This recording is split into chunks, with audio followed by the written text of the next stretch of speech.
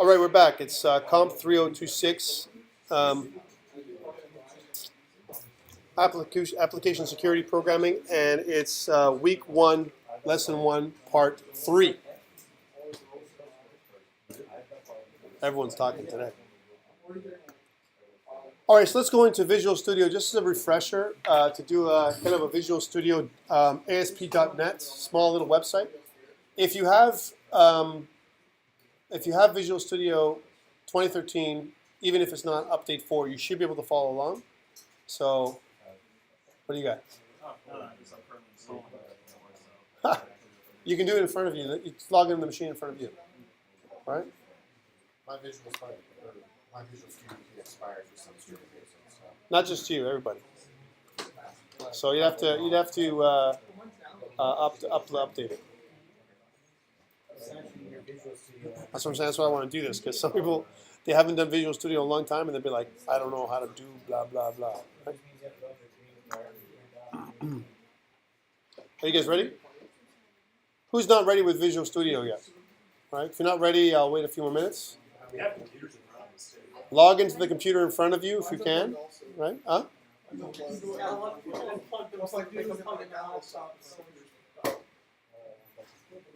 The machine in front of you you're talking about, right? It's unplugged? This is unplugged? Yeah. I'm downloading on this. If I unplug this, it'll die. I'm in tight position. All right. All right. All right. I'm going to still, you know what I'm going to do? I'm going to still navigate through this, weird thing that we got going on. Right? All right. So if you remember a couple things, when we work together, what I'm going to be doing is I'm going to be creating a GitHub repository, right? So let's do that. I'm going to go to the GitHub. And for those people who forgot, I'm going to click on the plus button, go to New Repository, and I'm going to say COMP3026, lesson 1, and it's part 3. That's the part we're doing right now. And there's my repo. If you notice, it's like dash, dash, dash, a bunch of extra dashes because I put spaces in. GitHub did it for me. If I don't like this, what can I do? Can I change it? No. I've got to go to settings. I've got to go to settings and kill it. Right? That's the only way you can do it. Yeah, you got to go here and go COMP3026, lesson -01, part -3. Let's try it again. So again, I go plus, new repository, COMP3026. Then you'll know errors. Lesson 1, part 3. You want us to pull from that repo or? No, make your own. I don't think there's any content, but I just realized after ASAP, you can find our repo, and then you go to the question. All right, so we have our repo up online, right? We're ready. Now I'm going to go into Visual Studio and create a new project. New project. Okay. Let's just do an ASP.NET. So if I go to C#, your default should be C#. You go to Web, ASP.NET Web Application. I'm going to call this the same thing as our today's lesson, 3026, and it's going to be lesson 01, part 3. Now I've also chosen add to server solution to version control. Now typically we can do is this. If I don't want anything to do with MVC or web forms, I choose empty. If we choose web forms, it gives us a bunch of scaffolding stuff, like master pages that we get right away. If we choose MVC, it kind of does the same thing, or web API. All those 4 different options, which are the most popular ones. And as you can see, I also have some other ones with Azure API and Azure Mobile App and Azure Mobile Service. You can choose those as well. Right? For now, let's choose empty. And the other one is, if you notice Microsoft Azure, you can say host in the cloud, and it'll do it all for you right away. So all that stuff we were doing, it'll just do it for you, right? As long as you're signed in. And right now I'm signed in with my Hotmail account. Okay, so I'm going to click Next or OK. And it's going to create a blank kind of project for me. So here I am. So I've got 2 levels here, if you remember. One is the solution level. Right? Here's the solution level. And the next part is the project level. Here's the project level. If I can actually scope to this. I don't know if you guys remember how to do this. I can scope to this, and I can, so I don't see the solution level anymore, right? I can do that. So now all I see is the project level.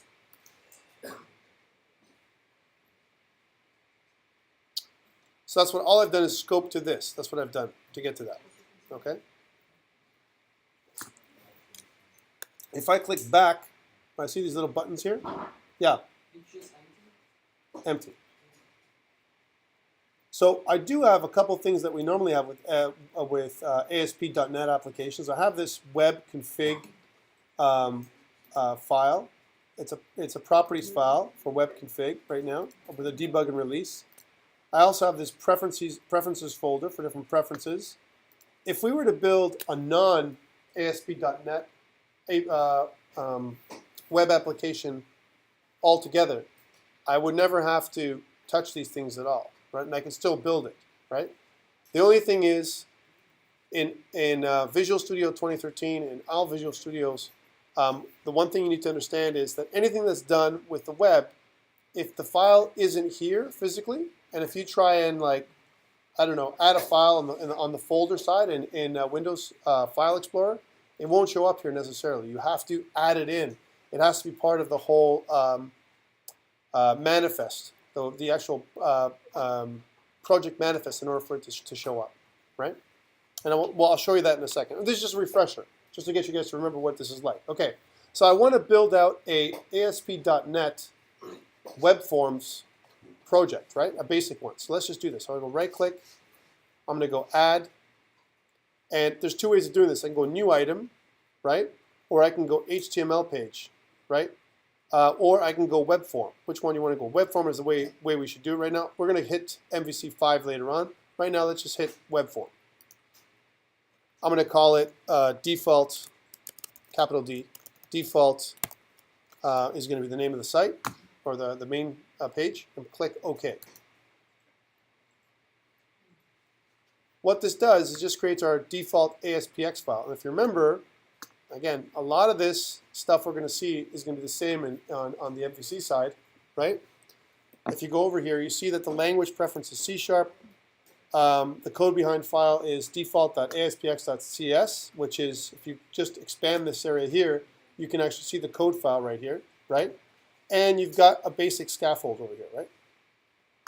Do you guys remember how to do a Bootstrap file? Do you know how to do that, first of all? So let's say you want to bootstrap this thing to death right away from day one, right? Well, let's just kind of add some spacing in there for a second. Remember that in the Tools menu, right, I can go into Code Snippets Manager. Code Snippets Manager actually shows me some shortcuts, right? Now here's my HTML, and if I see Bootstrap, if I want to, I can press OK. Now there is no shortcut, so to speak, for this. But if I click any of the other ones, like if I want to add in a web page or a web form or anything like that, I can simply go into one of these areas here. Like if I want to kind of add in a div tag, I can just type the word div and press tab, and it'll create my div tab for me, right? Similarly, I can do Bootstrap. If I just type Bootstrap sometimes, if I'm not wrong, that's the actual word for it. So if I say, if I type Bootstrap and then dash tab, or I don't know, maybe it's BS. I forget what it is, but basically what it does is it creates a, if I can what I'm gonna call it, spell Bootstrap. A lot of times what it does is it actually scaffolds out your first Bootstrap application. If not, and again, this might not be the case in Visual Studio ASP.NET. If I go onto the website for Bootstrap, so I go get Bootstrap, and if I scroll down, if I go to getting started, and I scroll down here, it'll actually give me a very quick and dirty kind of way of doing this. Here's a starter page that it gives you in Bootstrap, right here. I can click this kind of and copy this thing, kind of a hello world. Now I can replace it. Now challenge is, see this form ID and everything else, I got to be careful what I do. So I'm going to kind of paste it underneath. I'm going to incorporate Bootstrap here. Okay, so there's my doc type. what I want to do for my doc type, this is all cool. My head, though, I got to use this run at server command in my head. So I'm going to kind of put this right here. That's got to be in there. And in my form, I've got to have a form. If I want to have some kind of ASP.NET functionality, I need to have this form where I can drag and drop web form controls. Right? So let's say I want to add a form underneath my hello world. As an example, here's my script. So underneath here, or maybe within that, I want to kind of put in my form. So I'm going to kind of drag and drop or copy and paste this into this. All right, and then I can kill all this because I don't need any of this. I don't need this again. Right? So all I've done is taken a scaffold or a little bit of a starter file from the Bootstrap website, and I've kind of put it on here. I'm going to save it. Let's run it and see what I get so far, if I get any errors. Right? Right, hello world, right? And it looks like it's okay, right? What was that? You got? In the corner.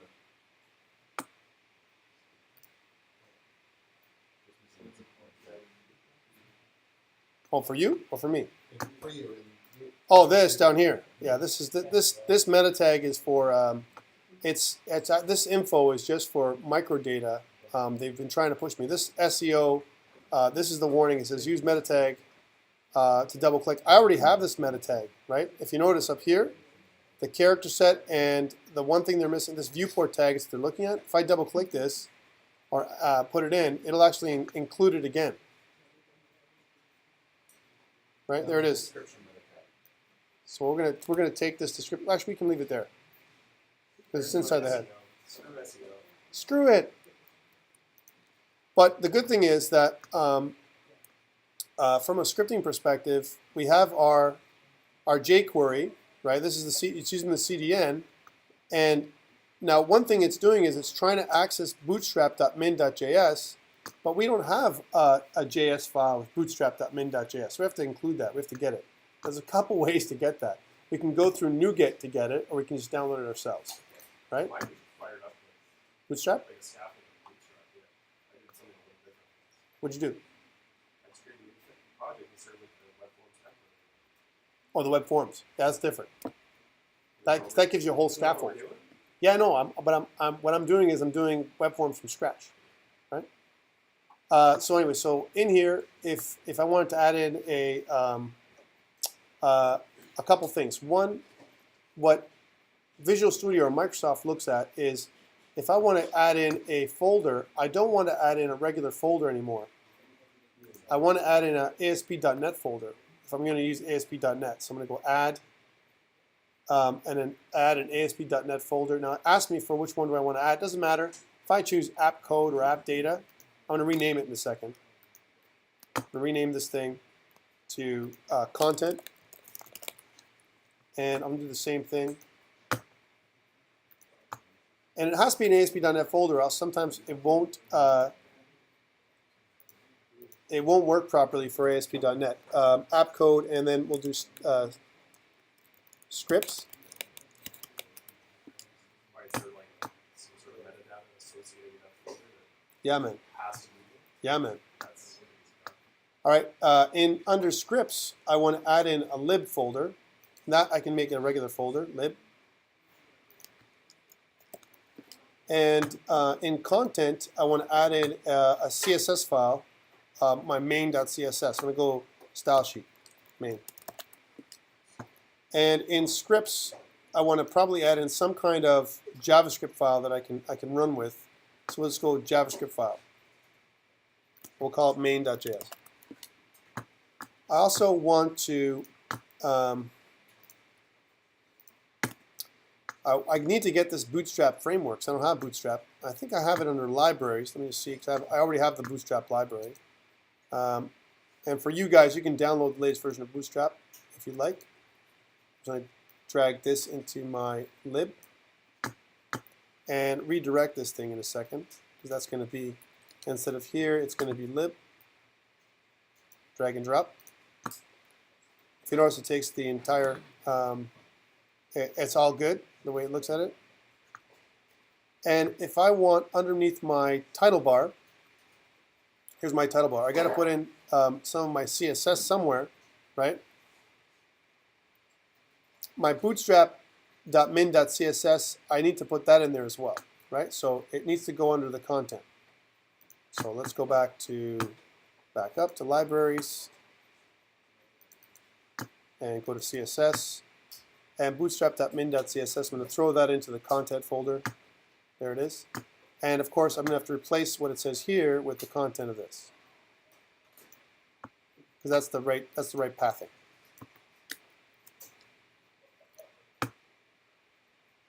So I've got this. I'm using the CDN, the Content Delivery Network version of jQuery. I'm using the local version of Bootstrap. And I probably want to put my main.css after the Bootstrap CSS, just in case I want to make any changes. Okay, cool. I want to run this thing and see what happens. See what the difference is. Good. So now I get a different font. If you notice, Bootstrap is working nice. Right? Hello world. Are you with me? So we've bootstrapped an ASP.NET Web Forms application. We haven't really dragged and dropped anything. Now this is the challenge when you get into this. And I'm just going to show you this. First of all, I want to sync up my changes now with my repository. All right, we haven't done that yet. So I'm going to go into, first I'm going to stop debugging. I'm going to go into Team Explorer. I'm going to go into Changes. And I'm going to say, if you notice, there's a bunch of changes here in Visual Studio. And there's no untracked files. This is good, right? I'm going to say, created Bootstrap Visual Studio Web Forms base application. Commit, home, unsync commits, and now I need this URL, or URI if you will. So I'm going to go back up to GitHub, Control-C, Control-V, and publish. So everything's done right in Visual Studio. When I've done that, I go back out to home and refresh. And now I have my GitHub updated online.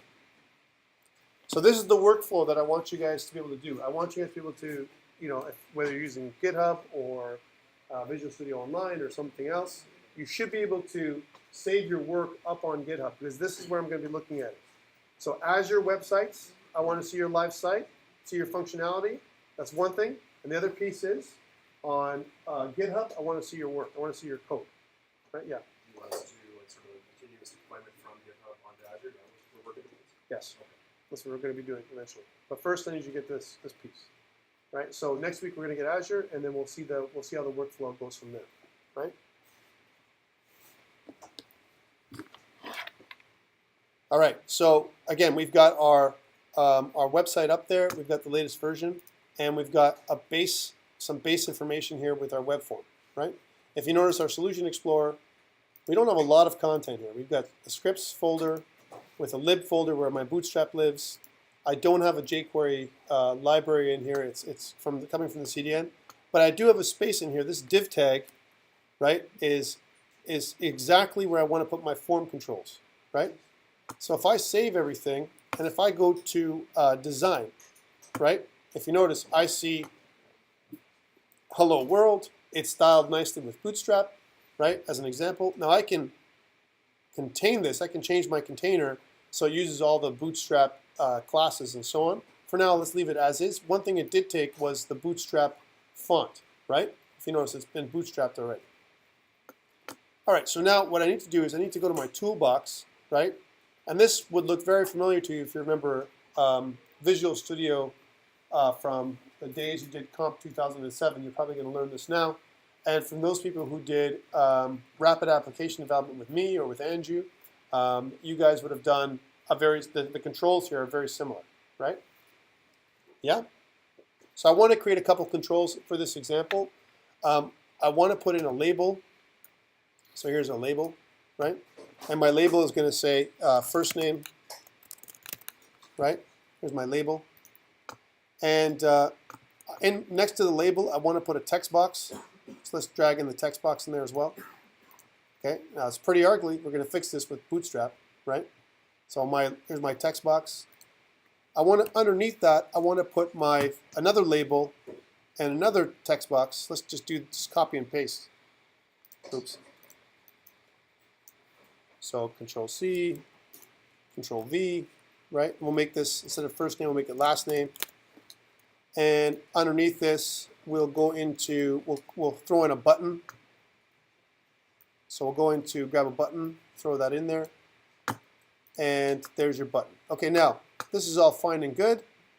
There's a couple things I can do. I can do all the programming without going into the actual code, the HTML side, by bringing up my properties, right? This should remind you of the same kind of thing we did before. I look at my first name, right? Do I have an ID for first name? I mean, I can change a lot of the stuff that's in here, especially for my text box. My text box ID is text box 1. That means nothing to me. Let's change this from text box 1 to first name text box. And the same thing goes with last name. I know I was remembering that Stephen was killing me on this last time.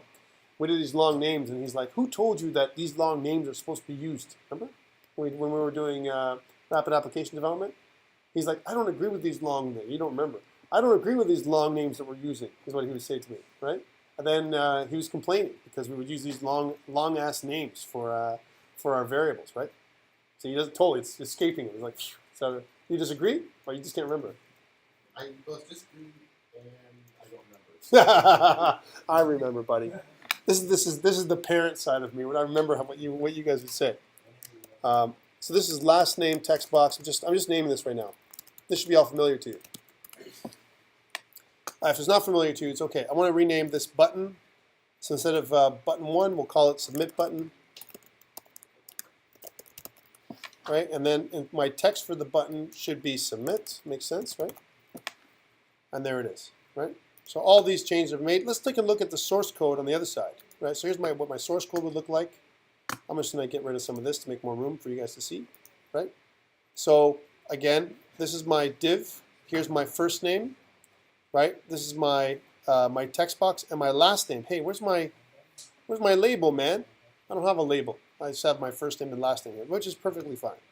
I have a couple of line breaks that it's using. Not always the best way of doing things. I recommend not, right? But let's just leave it as is for now, right? I have a width that's kind of set out here in the as a default. It's an inline attribute. I recommend not to do this. This is bad as well, right? But it's part of when I dragged and dropped. It kind of did it automatically. And I've got this submit button. Okay. In my div tag, I think what I want is another separator, right? Let's add another div tag in here. But I don't want to do it programmatically. I want to do it by dragging and dropping, right? So here's my code. I'm going to go to my toolbox. I'm going to pin it. I'm going to scroll all the way down where it says HTML.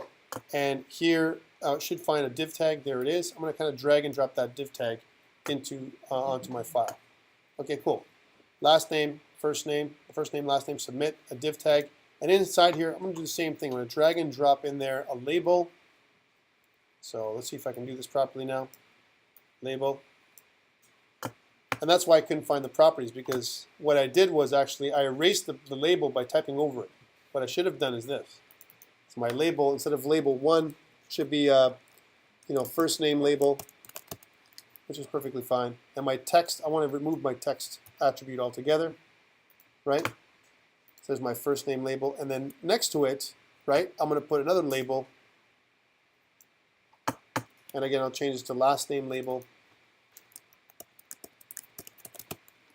And then change my text value to none by erasing it. Okay, cool. Let's without bootstrapping it any further, we should bootstrap it, and we will do that in a second. Just to remind you guys, I'll save it and I'll run it and see what it gives us. Okay, hello world, right? Hello world. That's bootstrapped. I've got a submit button. It doesn't do anything right now, and it does accept text inputs. No problem, right? But it doesn't do anything right now with it. There's no interactivity. There's nothing dynamic about this whatsoever. Okay, cool. So that's step 1. Now let us make this more bootstrappy. What would you guys do to make it bootstrappy? Do you remember? Did you guys learn Bootstrap first of all? People are shaking their head. They're like, no, we haven't learned Bootstrap at all. Officially, nobody. We haven't learned it in the course, but I'm sure some people know it. Let's learn it a little bit today, right? Is there a drag and drop bootstraps stuff? Let's leave it alone for now, Aaron. It's out there. I will leave it alone for now. I don't want to tell you everything because otherwise it ruins my show. Come on. I'm going to get rid of this for a second because I don't need to see this. In here, I need to attach some CSS in this area here. And if I don't remember what it is, if I want to learn, Bootstrap is a front-end kind of framework for, it's a mobile-first framework. Right? So if I go to Bootstrap, sure, it's right here. Somewhere else. And if I go into the getting started or it tells me really what I need to do. It tells me how to install it, Bootstrap, and it gives me examples of a general Bootstrap form. That's what we took. This is kind of our minimal Bootstrap document that we took. But what we need, right, is we need, not this stuff yet, we need some basic information about how this all works, right? So if I look at components, right, in the components, it gives me these, it comes with these glyph icons. If I want to include icons in my stuff, I want to make it so that I have my controls, right? So form controls. So I mean, that's the first thing. And this is kind of I look at Bootstrap almost as like a just-in-time front-end kind of system, right? You kind of use what you want, or, oh, sorry, Kevin, I hate to say this, but a Chinese buffet, right? Asian buffet, I'm just saying, right? Asian buffet, you take what you want and you leave the rest, right? That's what I look at with Bootstrap. You don't have to use it all, right? And that's how it is. So you kind of look through here for some kind of controls that make sense for you, right? For example, I got button groups, I got input groups, and so on. Labels, badges, all kinds of other things that I want in here. But I really want some kind of additional controls for forms. Yeah, you're a good point. So you're gonna want to back up the CSS. Sure. Then there's a form section, forms. And in here, it gives me some examples of how I can do it. There's a form group, right? So for my div tag inside the form, I like to use this. So what am I going to do? I'm going to steal this. I'm going to take this whole div tag like this. I'm going to copy it and go back into my my application, which is right here, and paste. Oops.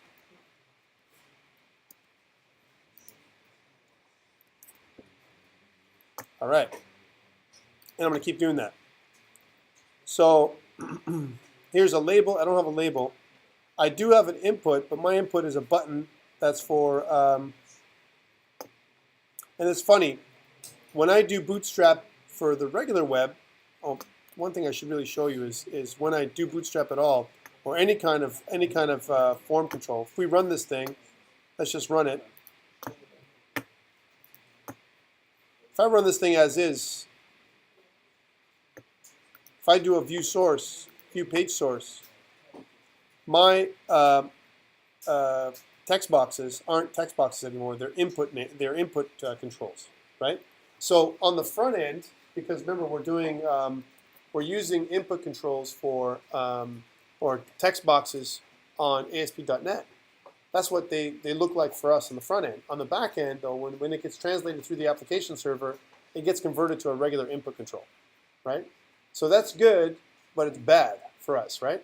The only way we can do this, we have to put in the same CSS. We have to treat this thing, even though it's a text box, as if it's an input, right? And apply the Bootstrap class to it. It's not going to strip any of our attributes or anything, is it? No. So I saw it took the width attributes, converted to inline CSS. That's the problem, right? That's why I don't like it. That's why you don't have a width attribute in there at all. It's not good. It's not clean. Bad to like slightly less bad. Yeah, yeah. So that width attribute is really bad, but that's what it does because it's a form control. It's a server control. It's not an HTML tag, right? So that's one thing you need to know.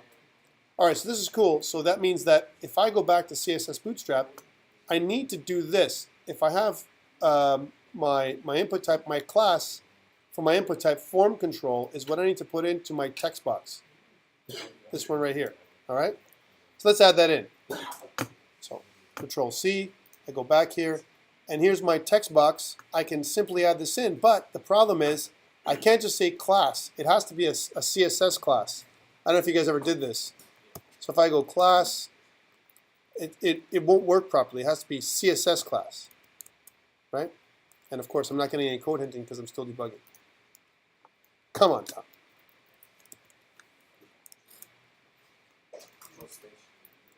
Control space is equal to, and then again, what I want to do, because I have Bootstrap, I want to go back to form-control. Sorry, I couldn't remember. Form-control. Okay, and I'll do the same thing once I have this format the way it is right now. I'll just copy and paste it into the other one. So even though it's not an input, it's actually here. We see it as a text box. Physically, it is an input, and even the label is a type of input as well, right? It's still a form control, right? We'll see that later on. So I could literally put it in here as well. I could say something like, you know, form control. As long as I'm not too close to this thing, I'm good to go. Let's see.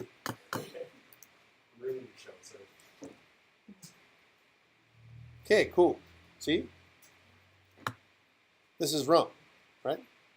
Shouldn't be this way, but it created a space for these things anyway. That's okay. I don't mind the space. But one thing it didn't, we have to fix the button, all right? Because the button needs to be fixed up. So let's go back to CSS Bootstrap. And let's go to buttons. And here it is. Right now, button is okay, but we need to use this class button default, or you can choose button primary, whatever it is from here. So let's do that. It's got to be CSS class. That's the one thing we have to do. So we have to do the same kind of thing here. So we're going to go, it doesn't matter where it is, CSS class is equal to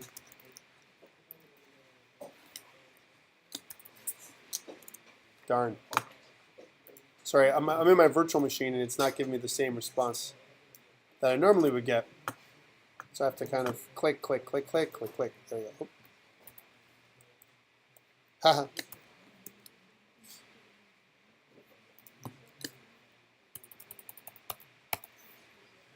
Almost done. I have to include the other CSS though. I can't do primary until I include the UI. Right? Yeah, because if I do primary, if I go, well, let's see default first. Hold on there, boy.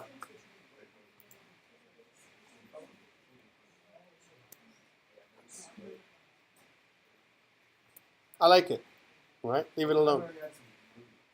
All right, you're killing me. You're killing me. All right, let's go back.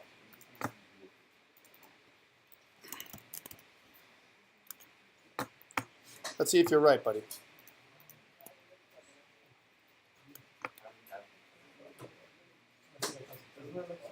All right. Now, I still don't like the fact that it's hugging this thing. Do you guys remember the container that you have to use? And there's also flex container, if I'm not wrong, one of the two. Huh? I'm just saying, there is that, if you wanted to use it. So this has to be part of this this class, if I'm not wrong. No, yeah, it's got to wrap into you put it in the body thing. You're not really Oh, in here? No. Yeah, I don't want that. I want to put it over here, around hello world, kind of like this, right? So I'll make another div tag, right? And we'll wrap everything in container.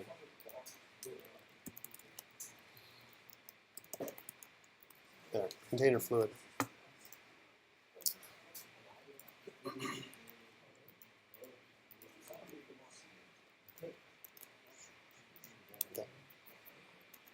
All right, and what do we got? Right? Not bad. So you got your submit button, your first form, your last form. Not bad. This kind of is weird. I don't know if I like that part, but we'll fix that later on. Okay, so I want to put in my first name, my last name. I'll click the submit button, and it's going to print my first name and last name down here. Right? Very simple. Who remembers how to do that? How do I put my first name in here, last name in here. I click the submit button. It takes the input from here and throws it in here. What do I do? No, it's not that at all. Anybody? It's ASP.NET Web Forms. Who knows how to do it? You don't need to create any handler. Nope. It's nope. Okay, guys, I'll show you. This is my show, right? Here we go. Because you guys all forgot this, and then before we do ASP.NET MVC, you got to know how to do this, right? You got to remember. All right, so let's go. How do I do that? So the one thing to do is if I go on the design side, I see the button there, and I see a preview of what my site will look like, right? If I double click on this button, right? Can I go to the code behind file in here and double click on this thing, right? Well, the reason why am I having trouble getting into it? Why can't I go into the file? I'm running. I can't do anything with running. But if I do it here, it creates my event handler, right? So here's my submit button.click. Right? Wait, you have to double click. You didn't say double click. You weren't 100% accurate. Why are you taking with my show? All right.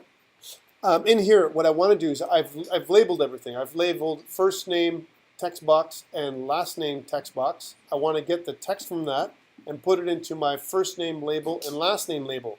What's my code? Come on, guys. This is like, I need you guys to look at this, or else you guys are going to have real trouble with ASP.NET MVC. So I have my text box. My text box are input controls, right? I want to take the text from that and I want to put it into the labels. What's my code? What do I write here? Wait, what is it? Hold on. fn label dot text, right, equals to fn text box dot text, right? And then the same thing for last name text label dot text, right, is equal to last name text box dot text, right? Well, this is C#, man. Going back to that. So if I click on the button, right, it assigns. This is what it takes. It takes the text value from the text box and throws it into the label. It does that round trip every time I click submit. Takes it and throws it in there. It's like a single one-way binding. Remember AngularJS two-way binding? This is a one-way binding. Okay, let's try it out. This should be like old hat for you guys, right? So here I am. I put my name, my last name. Hey, remembers. I click submit, and then we're good to go, right? Okay. What about if that's cool? But I see if Natasha remembers. I want to, when I click submit button, I want two more things to happen. I want the submit button to be disabled, right? And I want my first name and last name text boxes to be cleared. What do I check? What do I type? Come on, not like. I need you to give me the exact code. This is like test. Hold on. Submit button. The submit button, you mean? Yeah. So submit button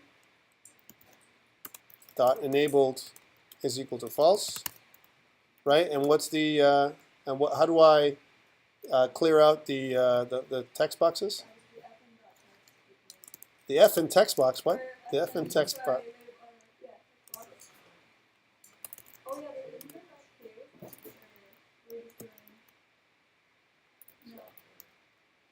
I don't see any clear.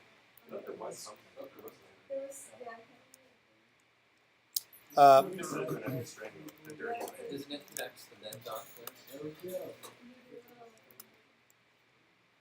Okay. It might be a function of text. Yeah. Dot. Nice try, but no. Is that good enough? If I press it now, run it. So now when I do it, now my application's changed. If I go to my name and once I click submit, it becomes disabled and it clears up my name, right? So I'm bringing this up as this is my hello world example. Whenever I do ASP.NET anything, this is the first thing you need to remember how to do. Okay, how about if I have a variable? This is the next piece. I have a variable. Do I have to take a break? I have a variable and I want to use an expression to take the variable and pump it out to the website. right? How do I use an expression? It's almost like using if you guys use Express.js, who remembers Express.js with EJS? You guys do that? It's the same syntax almost, right? For the expression. So what's the expression that I use? I'm going to go back out to this side, right? Onto the source side. I need to have a variable first of all. So the first thing I do is create a variable here, and I want to pump it out. Like for example, a date. I want to know what the current date is. So it would be like this, right? I want to create a variable. It's going to be of type string. It's going to be called myDate, right? MyDate is equal to date now, right? So the now date. The problem is that datetime.now is not a string, so I've got to convert it to string. So I'm going to use the toString methodology, right? There we go. That converts it to string. That's my date. Now I want to take the value of my date. Let me save everything. And just to be sure, I'm going to build my solution for a second so everything knows about it. If I go back out here, I want to take the value of my date and I want to add it on underneath this div tag. I want to pump up my date. What's the syntax? So I just want to kind of populate my date as a timestamp. Come on, Jean-Luc, tell me the syntax. My date is a variable. I want to take my date and I want you to use it as in an expression. That kind of goes out to the front to the form itself. So what's the syntax for any expression if I want to kind of access a variable from the code behind file? Well, we want to have this output as a label, right? Nope. Or you just want to send the search. I want you to create a timestamp, right, with no label, no control. Just I want to use an expression. How do I do it? Do you remember? You guys, well, first of all, were you taught? Angle bracket. Thank you. Less than bracket, right? And percent, right? And then now when it comes to if you did Express, if you've done Express in EJS, when you use a variable name, what other token do you need? No, it's a hashtag, right? So hashtag, it's exactly the same. Hashtag, and in the hashtag, let me just make it a little bigger so you guys can all see, right? In the hashtag, you put the name of the variable. Now, if it's true, we should be able to say my date. If I should be able to look up my date and find it. Well, I don't see it, right, in this context. How come? Right? Well, let me ask you this question. It's still, this is the right context, right? So I go percent my date, right? I can't find it, but if you're right, Aaron, if I don't talk about what the scope is of this my date variable, what's the access modifier that I need to put in so I can see my date? Huh? Public would work, but what's the ones that we see up here that are more commonly used? Protected was probably the way to go because it's a subclass of our form. It actually is part of our class. So if you use protected, right? And if I go back, first of all, I have to go back out. Let's just kill this for a second. And I'm going to save all and build. The reason why I'm building the solution is so that way my ASPX document knows about my date. Otherwise, it wouldn't have known. Okay, now I'm going to do the syntax again. My date. See? Okay, and that's all I should need to create a timestamp. Let's see if that works.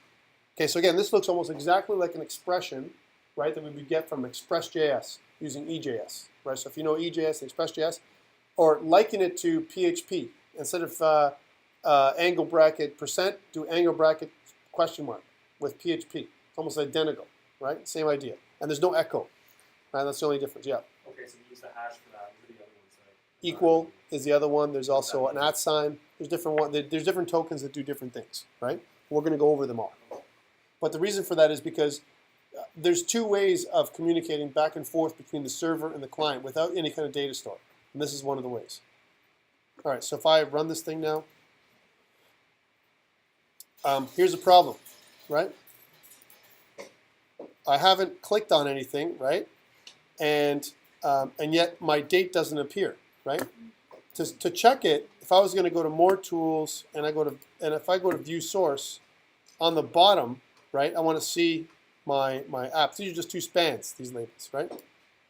So span tags and form controls, probably incompatible. We probably not want to use those, right? But I don't see anything underneath this thing to show us kind of an output for my date. There's nothing there, right? Okay, and if I refresh, so let's go, I'm just going to just kill some of these iterations. I'm going to stop this and run it again. And if I start typing, so Tom Smith, and I click submit, Tom Smith, right? But where's my date stamp? How come it's not coming up? What did I miss? Well, look, this is my code here, right? I've got this squiggly line. It says the end tag has no matching front start tag. What happened? Here's my form, right? Why is it saying that? How come the form tags can't find each other now? We got this closed div. This one?